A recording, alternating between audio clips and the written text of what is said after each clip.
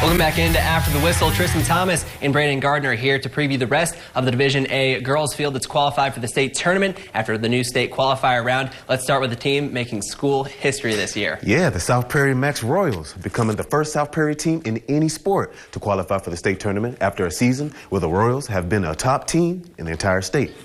South Prairie Max has been a program on the rise with a fourth-place finish in the region last year, bringing back every key player, plus another big-time scorer in the transfer, Bree Rose.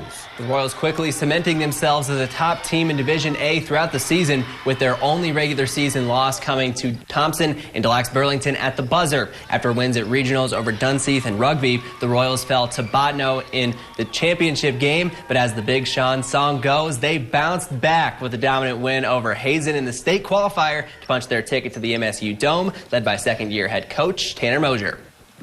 Tanner had us play a song, and it's just called Bounce Back, so we just been listening to that, and we just really got to bounce back. Forget about the loss. Next play. Every play is next play. Even if we lose it, get blocked, foul, it's always the next play, so we just got to move on. It's so surreal. It's honestly, I couldn't even put it into words. I'm just so thankful for the people that, allowed me and put me into this position, and, I hope I'm making everyone proud, but, it's really about the girls.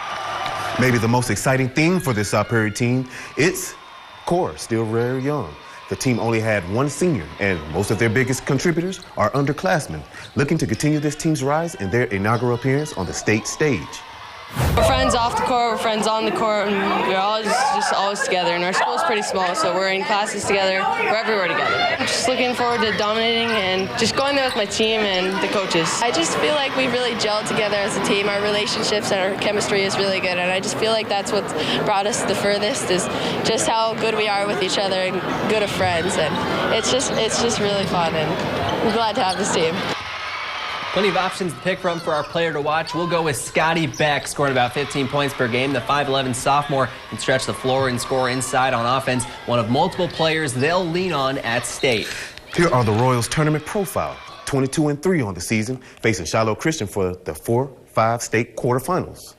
Now, to the final Division A team to win the state qualifier is a game out west, Trishan, a matchup between Turtle Mountain and Watford City. That game went down to the wire, but it's the Wolves punching their ticket to the state A.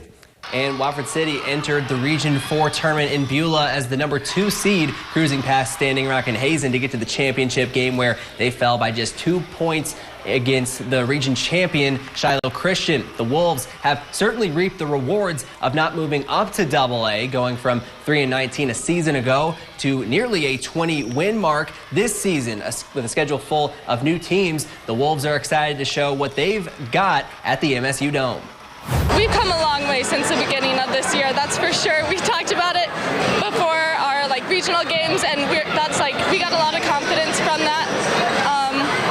And we're ready to show everyone what we have and just to keep winning together and for each other. I'm so excited. I've never been to state before, and I feel like I never could have done it before, and I'm just so excited. I have no words. Watford City got a good taste of what the state tournament environment can be like in the state qualifier, with an electric atmosphere at the Minot Auditorium with loud crowds creating some pressure-filled moments, something that they could face again as the postseason continues. Every game that you play in at the end of the season has pressure, and so you just got to take it one possession at a time. You got to work hard, do the things that you can control in the game, and just leave everything on the court, and that's all you can ask of yourself. We're going to have to go into practice this next week just ready to work and just, get a lot of rest and just prepare.